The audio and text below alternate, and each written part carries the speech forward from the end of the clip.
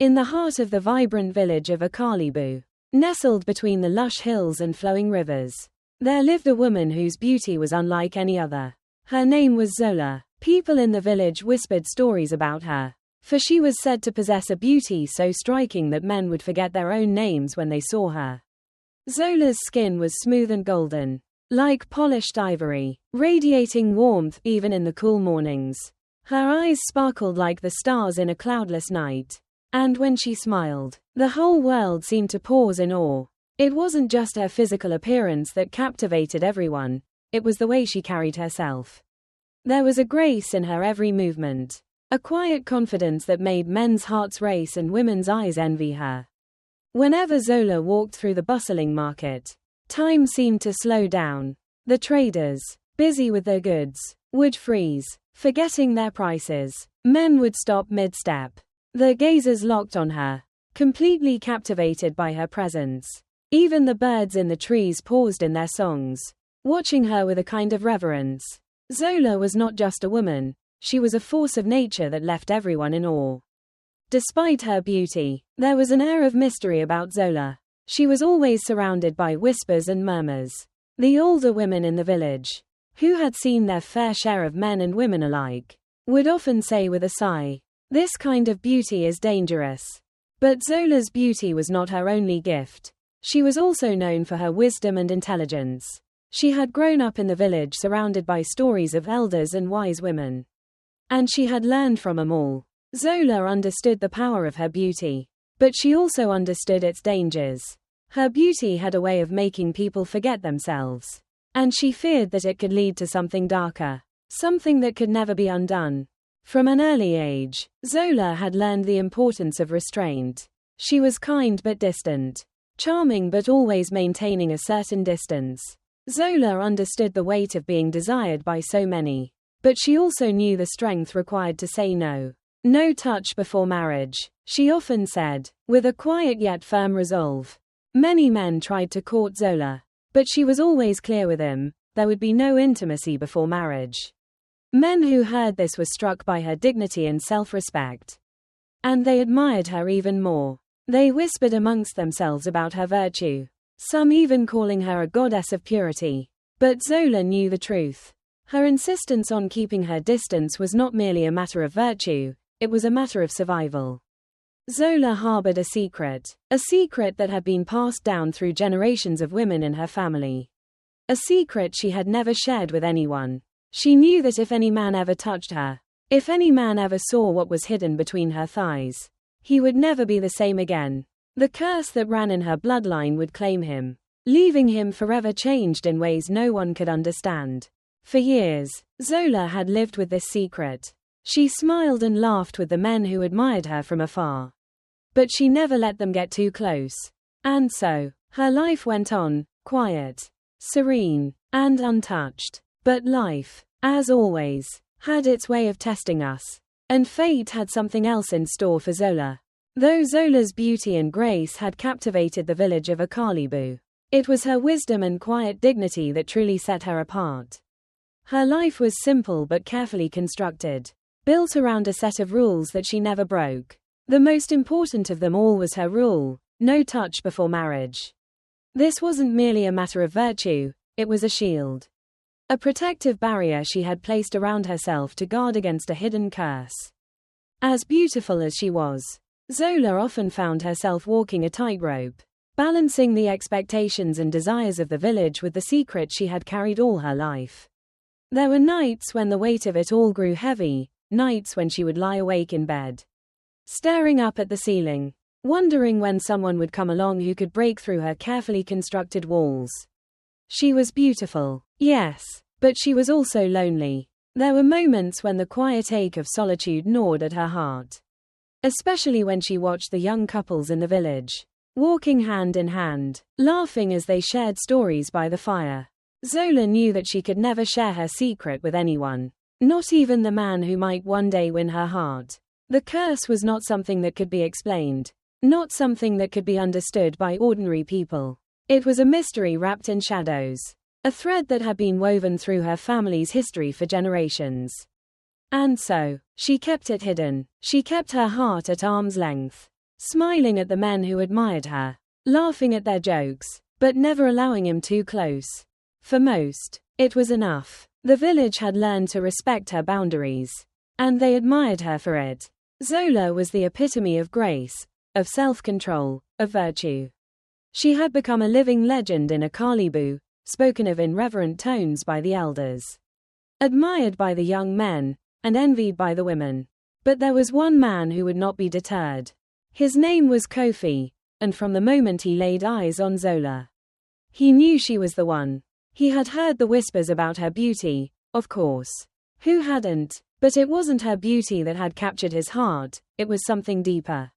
There was something in the way she carried herself, something in the quiet strength that radiated from her.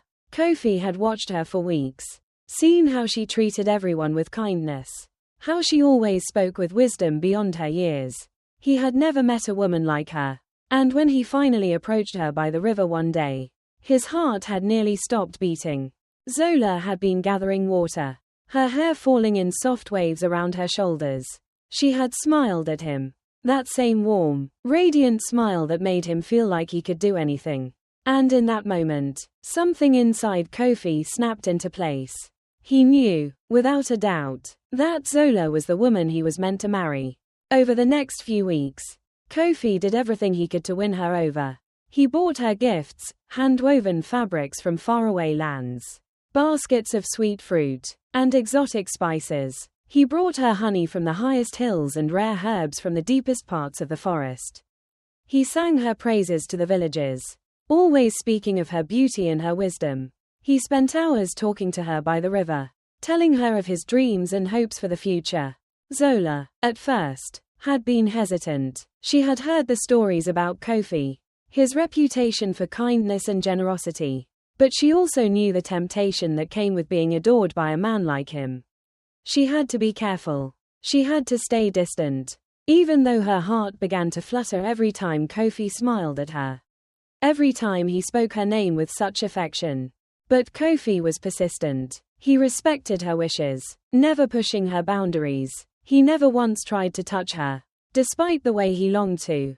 Instead, he patiently waited, proving his love for her with every gesture, every word. He made it clear that he respected her decision to wait, and that when the time came, he would be ready. And then, one bright afternoon, as the village buzzed with the excitement of a new harvest, Kofi went to Zola's father's house with his family. He knelt before Zola's father, holding a small, carved wooden box in his hands. With a voice full of sincerity, he asked, "Zola, will you be my wife? Will you share your life with me, build a future together, and bear our children?" Zola's heart skipped a beat. She had known this moment was coming. Deep inside, she had always known that Kofi would be the one to challenge her, to bring her to this point. She smiled, her heart filled with warmth, but also with a tinge of fear. She had been afraid of this moment, afraid that Kofi's love would force her to confront the truth that she had spent her entire life hiding. But Kofi's love was different. It was pure, it was unwavering. And so, Zola, trembling but smiling, said, "Yes, I will marry you," she said softly, and the village erupted into celebration. The drums played, the villagers danced, and the air was thick with joy. Zola's heart, though filled with love, was heavy with the weight of the secret she had carried all her life. She knew that the time was coming, the night when Kofi would learn her secret. The days leading up to the wedding were a whirlwind of excitement and joy in the village of Akalibu. The news of Zola's engagement to Kofi spread like wildfire. The villagers gathered in the market square, gossiping about the upcoming wedding, their voices filled with excitement and anticipation. It was the event of the season, the marriage of the most beautiful woman in Akalibu to the kindest, most admired man in the village. The preparations were grand. The elders took it upon themselves to organize the feast, calling upon the best cooks and artisans from all around. The men built a grand pavilion, decorated with colorful fabrics and flowers, while the women worked tirelessly, preparing the most exquisite dishes the village had ever seen. The air was filled with the sweet scent of roasted meats, fresh bread, and fragrant herbs. Zola had always dreamed of a simple life, But now that the day was finally approaching, she couldn't help but feel overwhelmed. She tried to keep herself busy, helping with the preparations, but her mind often wandered to what awaited her that night, the wedding night. A night that had always terrified her. A night when her secret would no longer be hidden. Kofi was just as excited. But there was a calmness in his eyes. An unwavering belief that everything would be perfect. He loved Zola with a depth that seemed to transcend time. From the moment he had seen her by the river, he knew she was the one. He had courted her with patience, never rushing her, never pushing her boundaries. And now, after months of waiting, he was finally going to make her his wife. The day of the wedding arrived, and the village was alive with music and celebration. Drums beat loudly in the distance, announcing the start of the ceremony. Villagers gathered around the pavilion, dressed in their finest clothes, their faces bright with joy. Zola stood at the edge of the crowd, wearing a flowing white gown made from the finest cloth in the land. Her dark hair was braided with delicate beads, and her skin glowed in the sunlight. She looked every bit the goddess that the village had always believed her to be. Kofi stood at the front of the pavilion, waiting for her. His heart beat faster with each passing second. He couldn't wait to see Zola walk toward him, to see her radiant smile, to hold her in his arms. The moment she appeared, walking down the aisle, the crowd gasped in awe. She was even more beautiful than anyone had imagined. Kofi's breath caught in his throat as he watched her approach. This was the moment he had been waiting for. The ceremony was short but sweet. The elders spoke their blessings, and the villagers watched with tears in their eyes as Zola and Kofi exchanged vows. "I promise to love you, to honor you, and to cherish you for all the days of my life," Kofi said, his voice steady and full of emotion. Zola, her heart pounding, replied in kind, her voice soft but firm. "I promise to stand by you, to support you, and to love you with all that I am." When they exchanged rings, the crowd erupted into cheers. The drums began to play again, louder this time, signaling the beginning of the feast. Zola and Kofi were surrounded by friends and family, each person eager to congratulate them, to share in their joy. The food was plentiful, the drinks never stopped flowing, and the laughter filled the air. It was a celebration unlike any the village had ever seen. As the evening wore on, Zola's heart grew heavier. She smiled and danced with her new husband. But inside, she was filled with dread. The night was drawing near. The night when Kofi would see her secret. The night when she would no longer be able to protect him from what lay between her thighs. When the last of the guests finally departed and the village grew quiet, Zola and Kofi retreated to their new home, a beautiful cottage built just for them on the outskirts of the village. The room was bathed in the soft glow of candlelight, casting long shadows on the walls. Zola felt the weight of the night pressing down on her. This was the moment she had dreaded her entire life. Kofi, however, seemed unaware of her fear. He had always been kind and gentle with her, respecting her boundaries. And now, as they sat together, holding hands, he smiled at her with a tenderness that made Zola's heart swell. "My love," he whispered, "tonight we are together. I have waited for this moment for so long." Zola smiled faintly, but her heart was pounding in her chest. "I'm nervous," she admitted, her voice barely above a whisper. "I've never been with anyone before." Kofi chuckled softly, his eyes filled with love. "There's no need to be afraid, my love," he said, gently brushing a lock of hair from her face. "We'll take it slow. I've waited for you, and I'll wait for as long as you need." But Zola knew the truth. She couldn't avoid it any longer. The time had come. Her hands trembled as she slowly began to undress, every movement slow and deliberate. Kofi watched her with a tenderness that almost made her forget the fear gnawing at her. When she was finally undressed, she stood before him, her heart in her throat. Kofi's eyes widened as he took in the sight of her. His gaze locked onto her body, and for a moment, Zola thought she might be able to escape it. But then, his eyes fell to the most intimate part of her body, and she saw the shock on his face. He gasped, and in that instant, everything changed. Kofi stumbled backward, his eyes filled with terror. Zola watched in horror as his face twisted in pain. He clutched his eyes, his mouth open in a silent scream. Before she could even speak, Kofi collapsed to the floor, his body shaking violently. Zola ran to him, her heart racing, but it was too late. Kofi's eyes were wide open, but he could no longer see. His vision had gone completely black, and in the blink of an eye, he was blind. Kofi, Zola screamed, her voice filled with panic. What's happening? What's wrong? But Kofi didn't respond. He couldn't hear her. His world had gone dark. The silence in the room was deafening. Zola stood frozen, her breath coming in shallow gasps. The man she had loved, the man she had trusted, was now lost to her. And it was her fault. The room was silent except for the ragged breathing of Zola, who stood motionless, her heart pounding in her chest. Kofi lay on the floor, clutching his face as if he could somehow bring back the vision that had so suddenly and inexplicably abandoned him. Zola's hands shook as she knelt beside him, her voice barely a whisper. Kofi, what happened? What is wrong with you? Kofi's lips moved, but no sound escaped his mouth. His wide eyes darted around, searching the darkness, his body trembling with a fear Zola had never seen in him before. He opened his mouth again, trying to speak, but the words wouldn't come.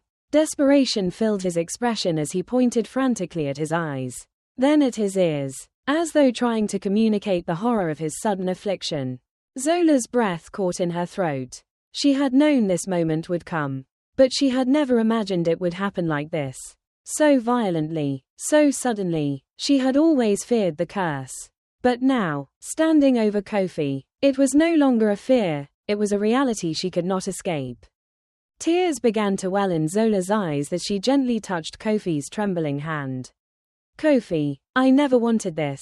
Please, you have to believe me. She could barely speak, the weight of guilt crushing her. She had kept the secret from him, from everyone, for so long, but now, the consequences of her silence were too great to ignore. Her heart broke as Kofi continued to writhe in confusion and pain. Unable to see, unable to speak, unable to hear, his entire world had been shattered in an instant. And the only thing Zola could do was watch helplessly. In the distance, Zola could hear the faint sounds of footsteps approaching. The villagers were stirring, their curiosity piqued by the sounds of Kofi's screams. Zola knew they would soon come running, and she would have to face them, face the truth she had been hiding for so long. She had always feared this moment, but now it was here, and there was no turning back. She stood up slowly, her legs weak beneath her, and walked toward the door. She needed to get help, but she also knew that the villagers would never understand. They would never believe that this was not her fault. They would accuse her of witchcraft, of cursing Kofi, of bringing ruin to his life. And deep down, Zola knew that they would be right. When she opened the door, the village came rushing in, their faces filled with concern and confusion. What happened? One of the elders asked, his voice trembling with fear. Zola didn't know how to answer. She could only stare at Kofi, who was still lying on the floor, his eyes wide with terror, his mouth opening and closing as he tried to speak but could not. The elders gathered around, murmuring in hushed voices. Some of the women began to cry, while others looked on with suspicion. They had heard the rumors, the whispers about Zola's beauty and the mysterious aura that surrounded her. They had always wondered if there was something more to her than met the eye. Now, it seemed, their suspicions were being confirmed. One of the elders, a wise old woman named Mama Ayana, stepped forward. She was the one who had been in charge of guiding the village through its rituals and traditions. Her gaze was sharp, and her voice held the weight of authority. What is this? She asked, her tone cold and unforgiving. What has happened to this man? Zola stood motionless, her heart heavy with the knowledge that her secret was no longer just hers to bear. I don't know, she stammered, her voice breaking. He was fine, until tonight. She paused, unable to continue. How could she explain what had happened without revealing the truth? How could she tell them about the curse that had haunted her family for generations? Mama Ayana turned to the other elders, exchanging a knowing look. This is no ordinary affliction, she said quietly, but loud enough for everyone to hear. This is the work of spirits, of something unnatural. The villagers nodded in agreement, their fear growing. They had heard of such things before, strange afflictions that could not be explained by natural causes. Some of the elders had spoken of curses, of magic, of spirits that haunted the land. And now, it seemed, the village of Akalibu was no longer untouched by such things. Mama Ayana turned back to Zola, her eyes filled with suspicion. You must explain yourself, Zola. What have you done to this man? What have you brought upon him?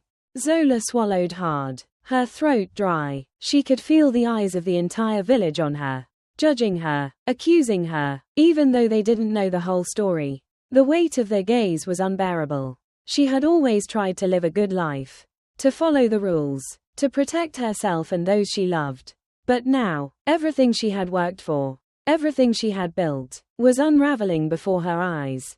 I never wanted this, Zola whispered, her voice barely audible. I never wanted to hurt him. I loved him. I still love him. Tears ran down her cheeks. But she couldn't stop them. But there is something about me, something that I have never told anyone. It's a curse, a secret I have carried all my life. If a man ever sees what is between my thighs, something terrible happens to him. I don't understand it. I don't know why it happens. But it does. The villagers gasped. Some stepped back in fear, while others looked at Zola with a mixture of disbelief and horror. Mama Ayana narrowed her eyes. What is this madness? You speak of curses and secrets. But this is no curse. This is a crime. Zola, you have caused this man suffering. You have brought disaster upon him. Zola shook her head, pleading with them. No, it's not like that. I never wanted this to happen. I didn't want him to see. I never wanted him to be hurt. But Mama Ayana was not listening. The villagers began to murmur among themselves, their fear growing into anger. Zola could feel the weight of their accusations, the coldness in their eyes. They didn't understand. They couldn't. They would never believe that she was innocent. As the crowd grew more agitated, Zola realized that there was no place for her here anymore. Her secret had been exposed, and the villagers would never forgive her for what had happened. She looked down at Kofi one last time, her heart breaking at the sight of him, blind, mute, and deaf to the world. And then, without another word, Zola turned and fled. The village of Akalibu buzzed with whispers that night. Zola's sudden departure had left the villagers in confusion and fear. And for the first time in years, the village felt an unsettling tension in the air. The lights flickered in the homes as the elders gathered around their fire, debating what to do with the woman who had brought such calamity upon them.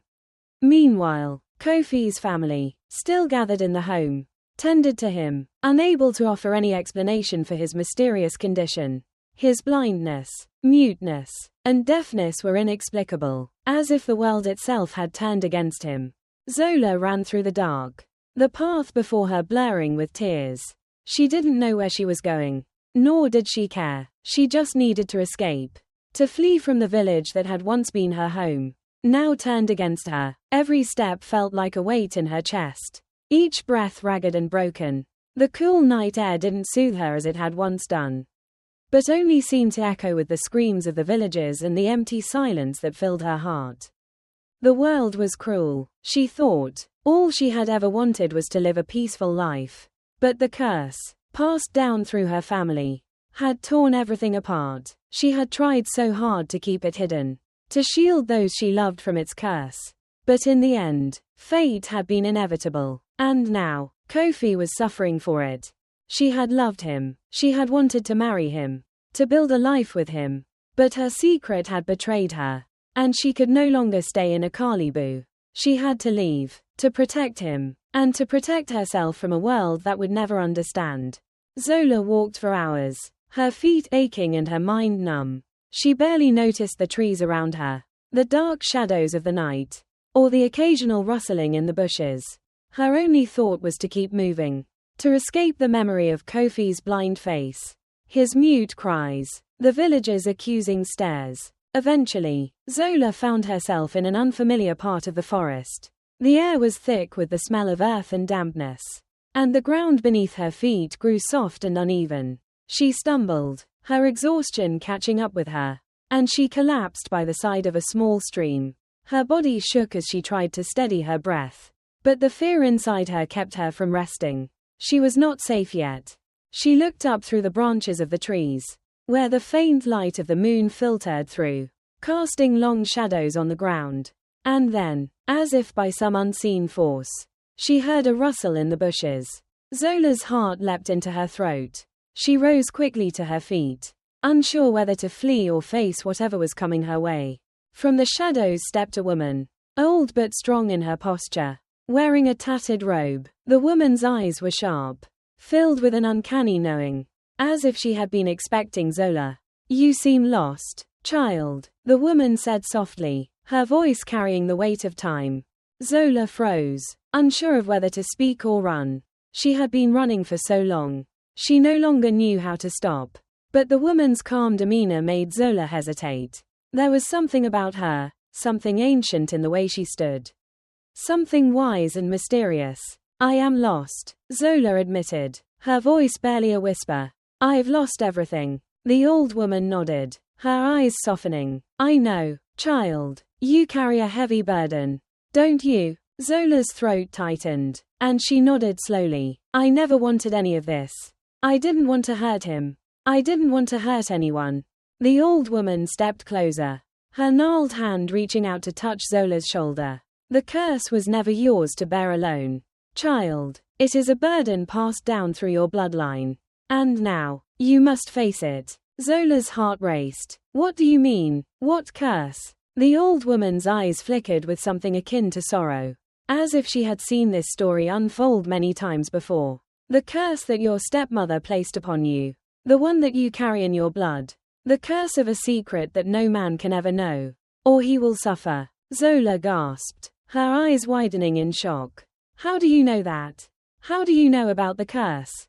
The woman's face grew somber. "I have seen it before. This curse has plagued many women of your family. It is a curse of shame, of mystery, a burden passed down through the generations. The men who loved you, they did not suffer because of your beauty. They suffered because they were meant to. Your stepmother cursed you before you were even born. A curse that would ensure no man could ever have you without consequences." Zola's hands trembled. "But why? Why did she do this?" The woman's gaze softened. "Jealousy. Your stepmother wanted what you had, beauty, love, strength. She could not stand to see you thrive. So she turned to dark forces, to magic, to ensure you would never be happy."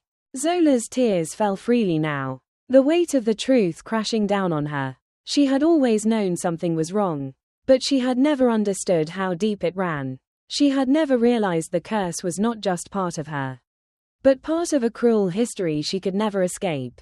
The old woman placed her hand on Zola's heart. "This curse is yours. Yes, but it is not your fault. You can break it. You can end it, but only if you truly understand the cost." Zola stared at her in confusion. "What do I have to do?" The old woman's face grew stern. "You must confront the ones who caused your suffering.